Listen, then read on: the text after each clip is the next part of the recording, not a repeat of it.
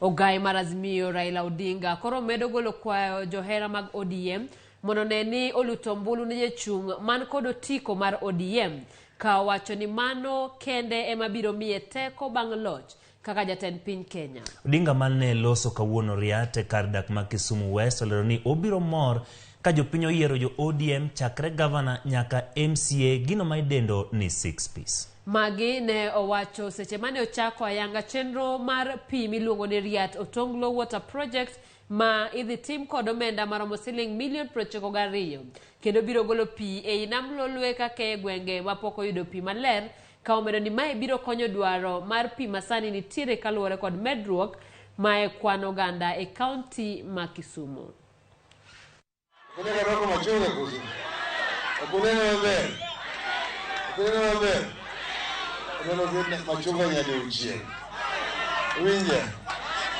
MCA to ODM, MCA, MP, Women Rep, Senator, Governor. We intend to make use of Kisumu as a hub going forward. As you can see, the President launched the railway line coming here.